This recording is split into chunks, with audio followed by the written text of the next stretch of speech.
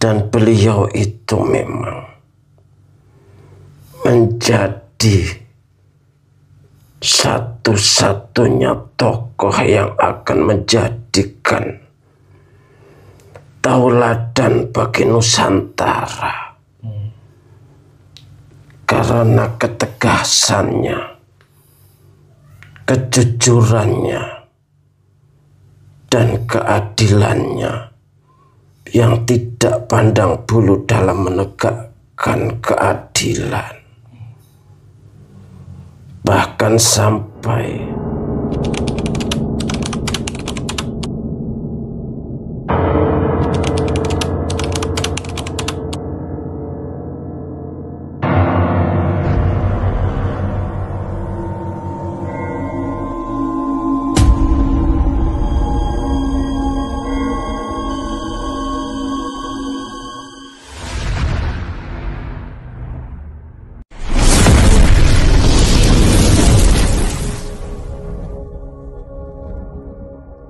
Assalamualaikum warahmatullahi wabarakatuh. Alhamdulillah wa syukurillah wa nikmatillah wala haula wala quwata illa billah. Kembali lagi ke channel Padepokan Bledek dengan saya Mbah Haris dan rekan saya Pak Kamsir. Kami mengucapkan terima kasih kepada subscriber Padepokan Bledek dimanapun berada, baik di dalam maupun di luar negeri, fans-fans Padepokan Bledek, baik di alam nyata maupun alam gaib yang sudah mensupport channel Padepokan Bledek, menonton, like, subscribe, komen, membagikan video-video yang ada di channel Padepokan Bledek. Dan kami mohon maaf belum bisa menjawab satu persatu dari komentar subscriber semuanya karena keterbatasan waktu dari kami. Semoga subscriber Padepokan Bledek yang sedang sakit saat ini Allah segera berikan kesembuhan secara total. Amin amin ya rabbal alamin. Yang saat ini sedang mengalami masalah, Allah segera berikan jalan keluar, solusi dari masalah tersebut. Amin amin ya rabbal alamin. Yang saat ini sedang mempunyai hajat, baik hajat dunia maupun hajat akhirat, Allah segera berikan hajatnya, segera kabulkan hajatnya untuk subscriber Padepokan Bledek sekalian. Dan yang saat ini sedang atau belum, sedang jomblo, sedang bujangan atau belum mempunyai pasangan, Allah segera datangkan pasangan yang baik, yang soleh dan soleha, yang mampu nanti membangun rumah tangga sakinah, mawaddah, warohmah. Serta bagi subscriber Padepokan Bledek yang sudah berkeluarga, yang belum mempunyai momongan, Allah segera berikan momongan. Dan yang sudah mempunyai momongan, semoga anaknya menjadi anak yang cerdas, pandai, berbakti kepada kedua orang tua, bisa membanggakan kedua orang tua, bisa mengangkat derajat kedua orang tua, dan nantinya bisa bermanfaat bagi agama, nusa, dan bangsa. Amin amin ya rabbal alamin. Nah, kali ini kita Padepokan Bledek akan mencari tahu ya Pak tentang satu-satunya, ya bisa dibilang seperti itu ya, satu-satunya ratu ya dari zaman kerajaan Jawa dulu, yaitu adalah Ratu Sima, ratu dari kerajaan Kalingga ya. Berkuasa sekitar abad ke-6 akhir, abad ke-6 Masehi. Artinya adalah 14 abad yang lalu ya, kalau kita lihat ya. Sangat apa itu namanya, jauh sekali ya Pak ya. Dan konon katanya itu adalah, beliau adalah sosok ratu adil, bisa dibilang seperti itu ya. Yang banyak sekarang sedang dibicarakan adalah sosok ratu adil. Apakah ratu adil yang dimaksud itu sudah ada sejak dulu, yaitu Ratu Sima, atau seperti apa? Dan juga nanti ada satu hal menarik yang bisa kita, yang nanti kita akan coba telusuri bersama tentang sebuah kutukan ya yang menyertai Ratu Sima. Untuk itu, tanpa perlu berlama-lama, saksikan video selengkapnya. Sudah siap Pak?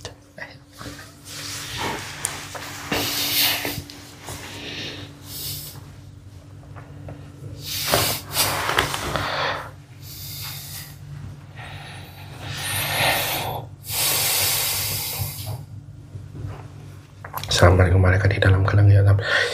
Bantu saya melindungi apapun, melindungi proses mediumasi dari apapun, dari serangan apapun, dari gangguan apapun. Apabila ada yang menyerang, ada yang mengganggu, otomatis langsung hancur lebur dengan sisa mana kun fayakun.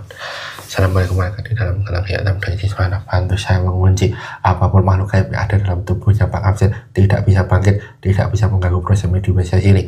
Terkunci, tidak bisa bangkit, tidak bisa mengganggu proses mediumasi. Apabila bangkit dan mengganggu, otomatis langsung hancur dengan gimana kun fayakun. Assalamualaikum warahmatullahi di dalam gelang hitam dengan jin sang yang nur cahaya dari mana. Bantu saya menghadirkan makhluk gaib pada zaman Ratu Sima yang sudah muslim, yang mengetahui tentang Ratu Sima. Hadir makhluk gaib yang mengetahui Ratu Sima, tarik ke tangan saya. Jadi saya mana?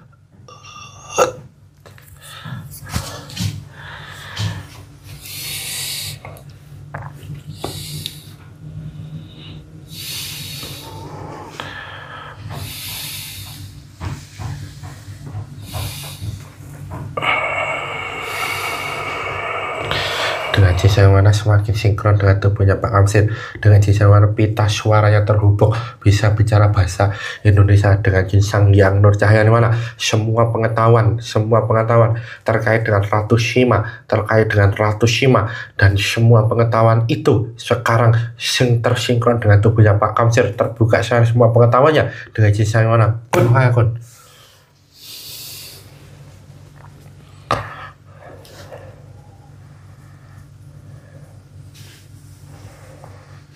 Assalamualaikum warahmatullahi wabarakatuh. Waalaikumsalam warahmatullahi wabarakatuh. Ini dengan siapa saya bicara? Saya penggawa kerajaan. Penggawa kerajaan mana kalau boleh tahu? Kalingga. Kerajaan Kalingga. Ye, apabila berbau manis terpotong-potong ya. Iya. Ya. Nah, tadi kan Mbah sudah mengucapkan salam ya, artinya sudah muslim ya. Kalau boleh tahu seadanya terlebih dahulu Mbah, seperti apa kalau memang itu sudah muslim? Bismillahirrahmanirrahim. Asyhadu an la ilaha illallah wa asyhadu anna Muhammadar Rasulullah. Alhamdulillah. Yang memuslimkan siapa Mbah kalau boleh tahu? Beliau Sinen. Sang Hyang. Oh, di mana kok bisa muslim? Saya diajak ke suatu tempat. Terus saya beserta pengikut saya. Diajarkan ajaran Kanjeng Rasul. Nah memang beliau melintas di sana, Sang yang Nurcahaya melintas di daerah Kalingga yang ya sekarang Jepara kan ya? Iya. Itu atau seperti apa? Iya. Ya, alhamdulillah ya, artinya itu di pantai utara ya? Iya. Sepanjang pantai utara. Nah, boleh diceritakan Mbah? Mbah itu kan tadi menyebutkan adalah punggawa atau dewan ya toh kalau sekarang ya, dewan kerajaan. Nah itu siapa Mbah dan perannya apa dalam kerajaan Kalingga itu? Monggo Mbah. Saya merupakan anggota dari sesepuh kerajaan yang sering memberi masukan atau diberi perintah untuk menyelesaikan satu masalah yang ada di kerajaan. Ada apa? Oke. Jenengan memanggil saya? Sebelumnya ngapunten ya Mbah, mohon maaf karena mengganggu waktu Mbah istirahat, dan kami mengucapkan terima kasih karena sudah berkenan hadir di Padepokan Bledek nggih. Nah, ini tim Padepokan Bledek itu bermaksud untuk menelusuri tentang Ratu Sima ini yang dulu 14 abad yang lalu, artinya abad ke-6 itu merupakan ratu dari kerajaan Kalingga dan satu-satunya ratu kalau tidak salah yang ada di kerajaan-kerajaan Nusantara, gitu Pak. Nah itu kan keadilannya pada saat memimpin itu, apakah benar ada nanti sambungannya terkait dengan Ratu Adil dan satu hal kutukan yang sering kita dengar ketika memasuki satu kota, yaitu kota Kediri. Nah, tapi sebelum itu boleh diceritakan terlebih dahulu, Pak, Ratu Sima itu sebenarnya siapa? Pak? Ya, Gusti Ratu Sima itu adalah pemimpin kami yang sangat tegas. Beliau itu memang ditakdirkan untuk menjadikan seorang ratu yang selalu berbuat adil kepada seluruh rakyatnya maupun negeri-negeri yang menjadi bawahannya, yang disebut Mandala.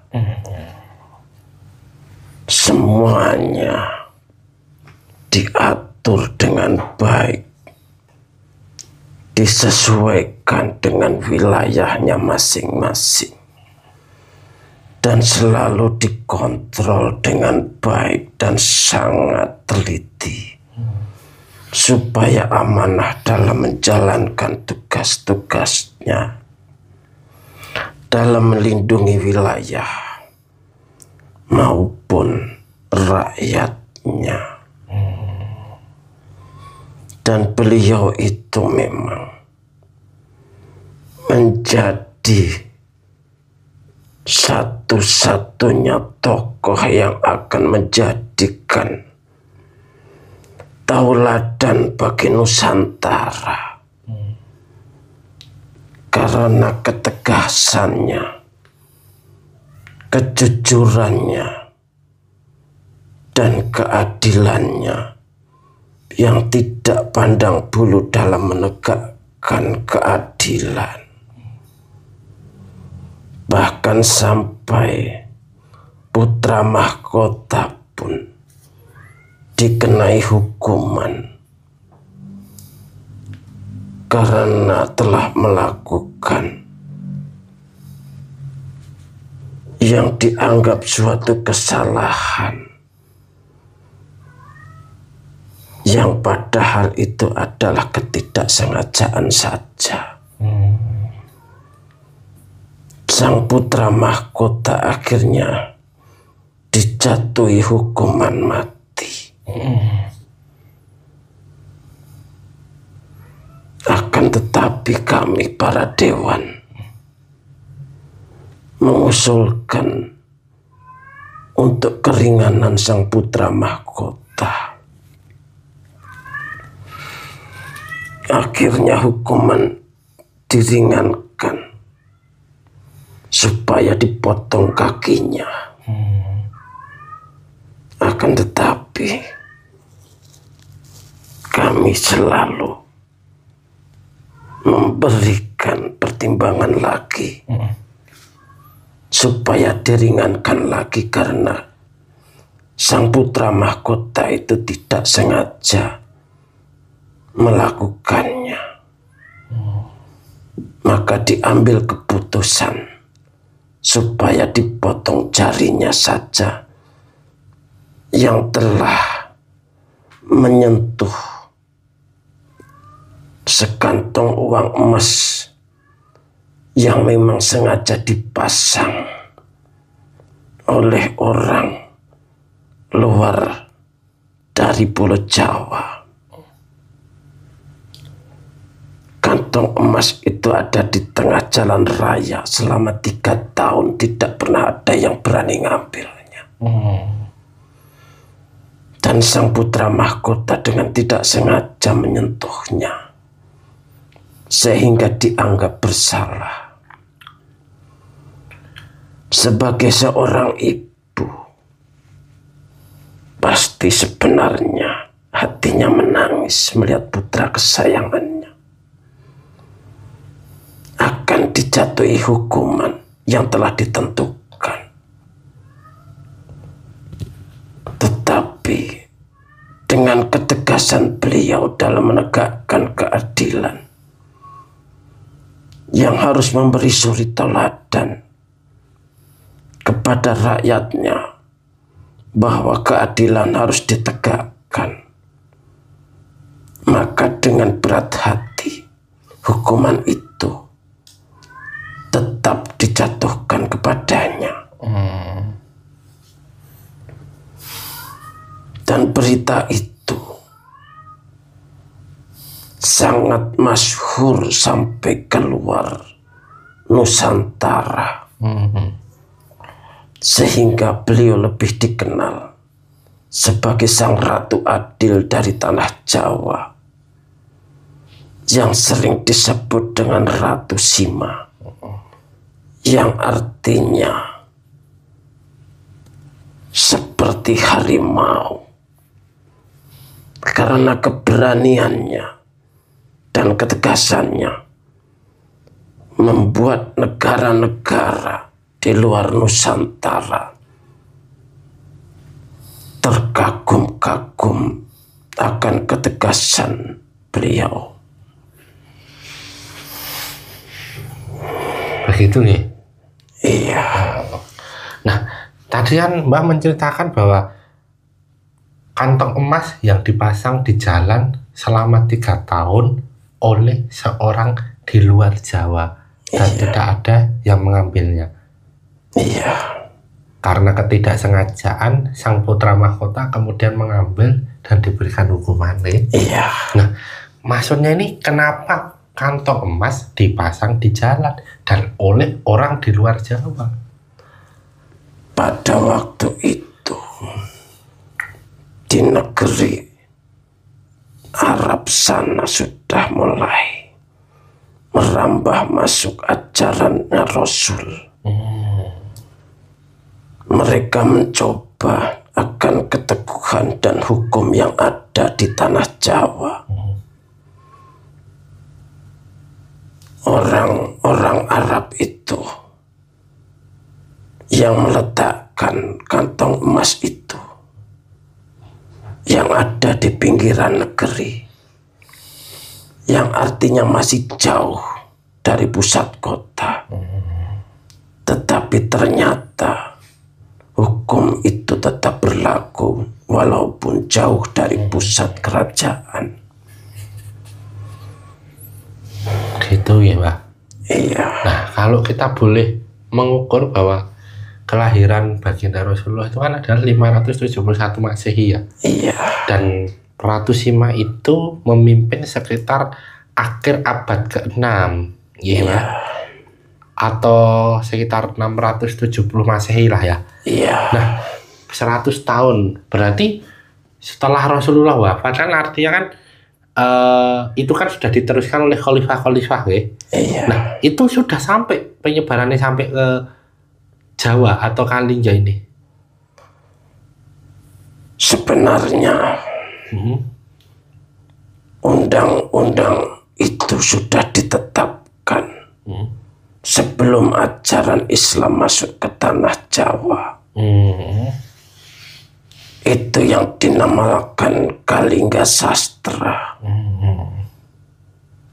yang sudah ada, yang sudah ditentukan, yang menjadi tonggak ajaran ataupun hukum yang ditetapkan pada kerajaan-kerajaan berikutnya.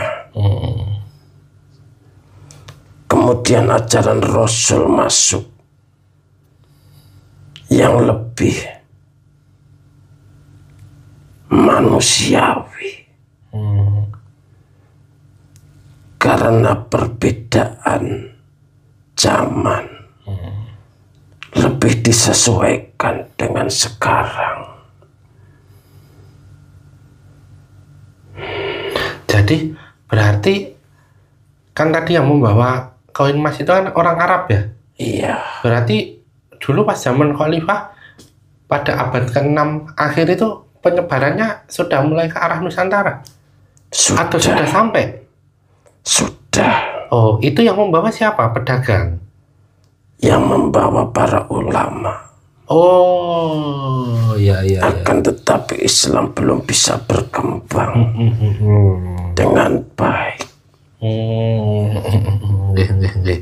Berarti tapi zaman itu Islam sudah dikenalkan di seluruh penjuru dunia termasuk Indonesia dengan para ulama-ulama itu ya Bang? Iya. Oh, nah, itu kan salah satu kemasyhuran adalah menghukum putra mahkota. Iya. Nah, ada kemasyhuran lain nggak terkait dengan Ratu Adil di sini? Apakah secara pemerintahannya, apakah secara kehidupan sosialnya, kehidupan sosial pada waktu kerajaan Kalingga atau diplomatiknya, atau kesejahteraan masyarakatnya, itu seperti apa sih Mbak? Bisa diceritakan Mbak? Semua rakyat di Kalingga semuanya makmur dan adil, aman tentram, karena takut akan ketegasan raja maupun ratu Kalingga. Kehidupan bermasyarakat sangat terjaga, tidak ada kejahatan, karena semuanya ada hukumnya, dan hukumnya berlaku sangat tegas. Seperti pencuri yang akan dipotong tangannya, yang pembunuh pun akan dibunuhnya atau dihukum mati, sehingga mengakibatkan para penjahat itu menjadi berpikir beribu kali untuk melakukannya. Di samping itu memang masyarakat di sana sangat makmur. Mereka para pengrajin emas dan permata, sehingga negara kerajaan Kalingga sangat kaya raya. Jadi memang kesejahteraannya, kehidupan sosialnya, budayanya itu memang makmur ya Mbah ya? Iya. Oh, jadi tentunya karena ketegasan sang ratu, pemerintahannya kemudian berjalan nih. Berjalan sangat baik. Berjalan sangat baik. Nah itu kan benar apa yang dikatakan bahwa satu-satunya penguasa kerajaan di Nusantara yang perempuan, beliau kan Ratu Simang itu ya? Iya. Oh, ya. Nah, ada cerita lagi bahwa Kalingga itu kan berada di Jepara kan? Iya. Tapi ada kaitannya dengan kerajaan Kediri, Pak. Iya. Nah, itu cerita itu apakah benar ataukah seperti apa, Mbak? Iya, benar adanya. Maksudnya gimana itu ceritanya? Benar adanya itu? Pada waktu itu, kerajaan Kediri atau Raja Kediri merasa tersaingi akan kemasyhurannya, sehingga bermaksud untuk menghancurkan kerajaan Kalingga. Akan tetapi diketahui akhirnya, dan Raja Kediri lari, dan dari situ kemarahan Raja Kalingga mengutuk siapa para pemimpin yang berlaku zalim atau melebihi batas akan terjatuh dari kedudukannya. Sehingga sekarang semua pemimpin takut atau was-was untuk bertandang ke Kediri.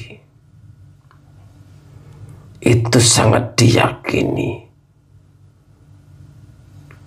oleh orang-orang penduduk di sana.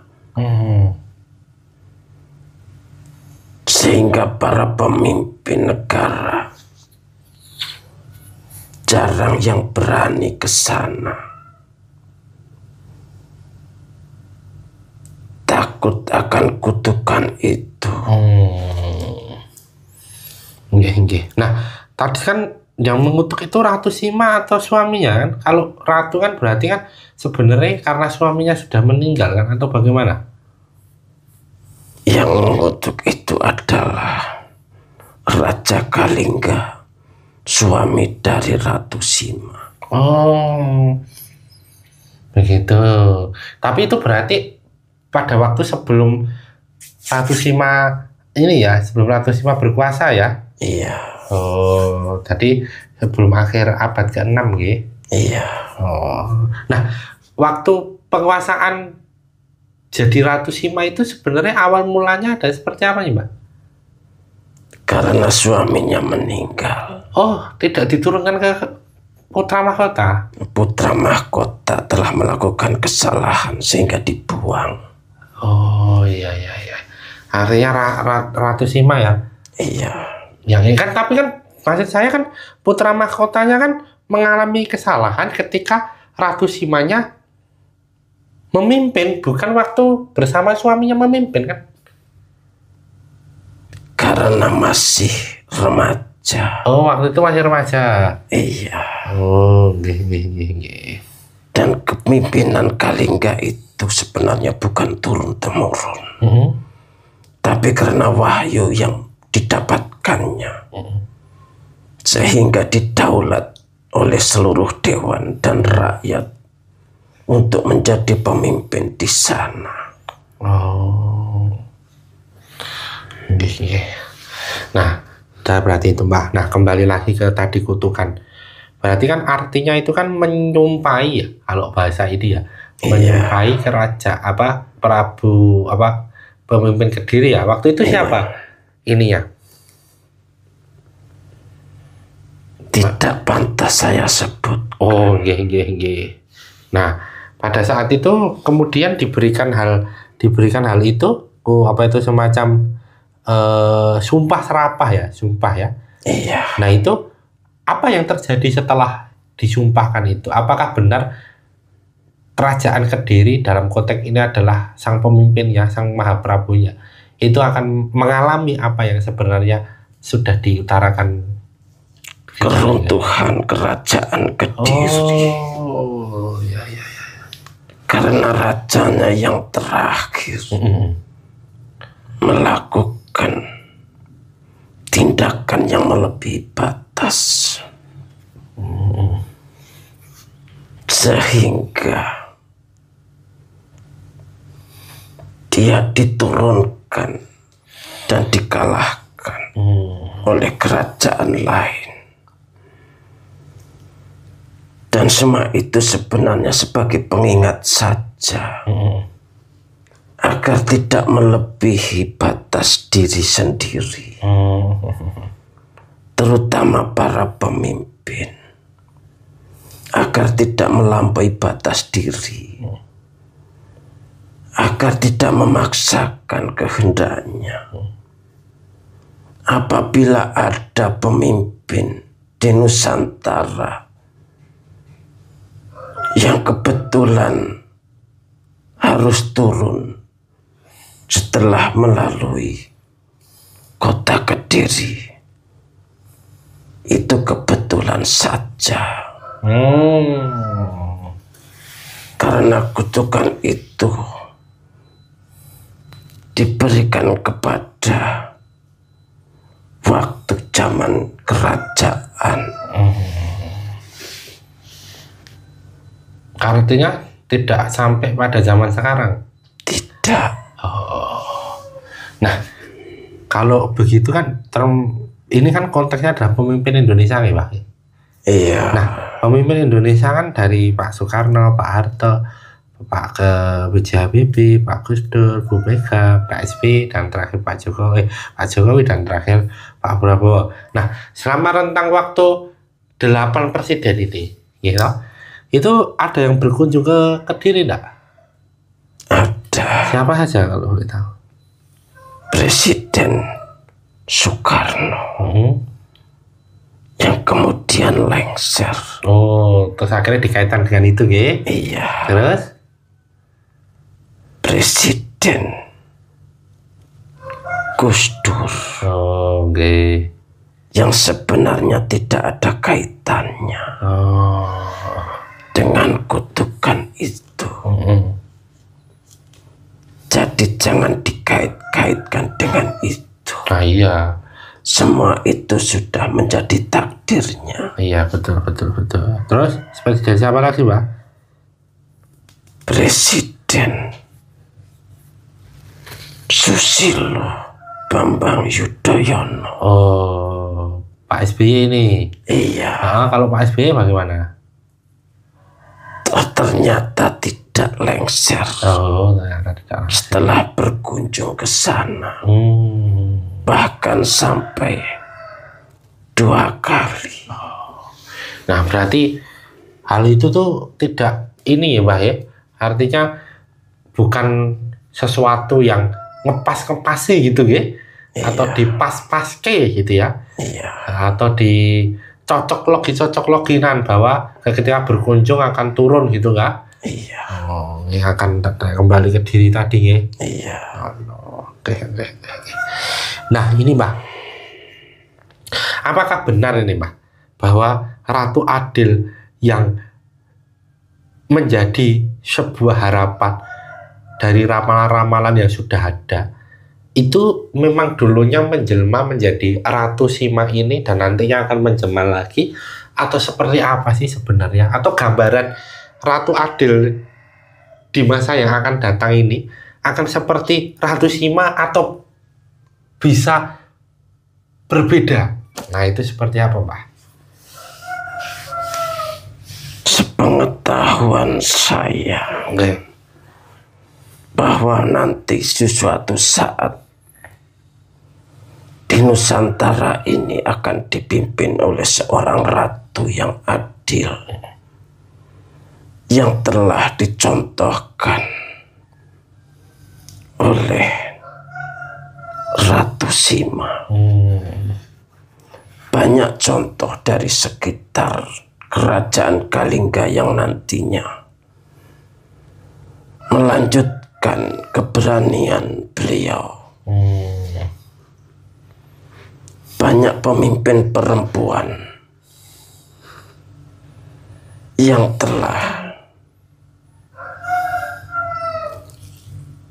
dibantu atau dibimbing oleh sang ratu. Nah, artinya sang ratu ini sekarang ini bertugas? Iya. Oh, gitu. Saya pun masih selalu mengikutinya. Oh, kalau boleh tahu kalau sekarang bertugasnya di mana? Masih di wilayah kerajaan Kalingga. Oh, artinya di sana, ya. Tugasnya sekarang adalah apa, Mbak? Menjaga dan membimbing. Siapa yang dijaga dan dibimbing? Para pemimpin perempuan. Para pemimpin perempuan ini bisa katakanlah bupati, gubernur gitu ya? Iya. Oh, iya. Gih. Jadi memang apa itu Ratu Adil yang akan datang itu nanti sudah dicontohkan dengan Ratu Sima ini ya, Mbak ya? Iya. Nah, tapi lingkupnya lebih besar. Oh iya, karena memimpin seluruh Nusantara. Oh, ya kalau kita lihat bahwa ciri-cirinya adalah seperti Ratu Sima itu ya. Di dalam tubuh di dalam perempuan timbul ketegasan yang mungkin kalau orang seorang laki-laki berani memotong memberikan jatuhan hukuman kepada putra mahkota, saya rasa juga tidak mungkin setega itu, Mbah. Ya kan ya? Iya. Oh, ya. Nih, terakhir ini Mbah, satu pesan penting untuk kita semua dalam menunggu Ratu Adil ini, dan bagaimana kita harus mempersiapkan diri kita dalam menyambut dunia yang ke depan ini. Kayaknya semakin berat akhir zaman ini karena ada masuk fase akhir zaman ini. Seperti apa Mbah? Monggo. Yang jelas harus menjaga amanah. Berusahalah untuk adil bagi dirinya sendiri maupun orang lain. Jangan merasa paling benar. Berlakulah selalu untuk mengingat bahwa segala sesuatu itu adalah amanah dan titipan saja yang harus dijaga. Banyaklah belajar dari pemimpin-pemimpin yang terdahulu. Banyaklah menengok ke diri masing-masing. Artinya, banyaklah belajar mengenali diri sendiri. Bahwa kebenaran yang ada itu milik yang kuasa. Itu amanah yang harus dijaga dan dipahami. Aku rasa cukup. Nggih, seperti itu saja. Nggih, Mbah. Matur nuwun, terima kasih banyak sudah banyak memberikan informasi kepada kita semua dan juga sudah mau berkenan datang ke Padepokan Bledek. Mohon maaf nggih Mbah apabila dari kami ada salah kata maupun perilaku sikap yang kurang berkenan kepada Mbah. Nggih, monggo untuk dapat kembali ke tempat melanjutkan tugas lagi. Salam dari kami untuk yang ada di sana dan mohon di bawah semua efek-efek yang ada di dalam tubuh mediator nggih Pak. Ya. Nggih, monggo. Assalamualaikum. Waalaikumsalam warahmatullahi wabarakatuh.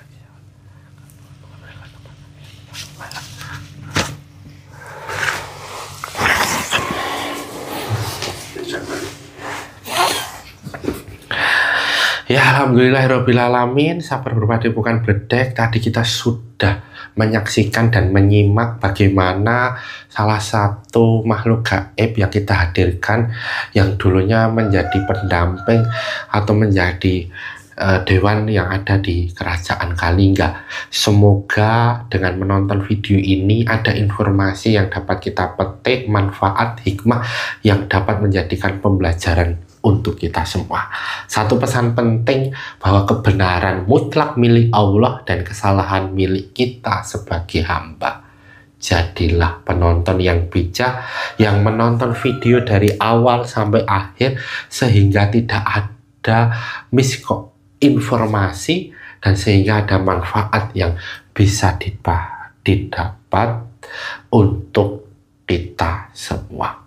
Saya dan Pak Kamsir mohon maaf apabila selama pembuatan video ini, selama video ini berlangsung ada salah kata, perilaku, sikap yang kurang berkenan di hati sahabat Padepokan Bledek.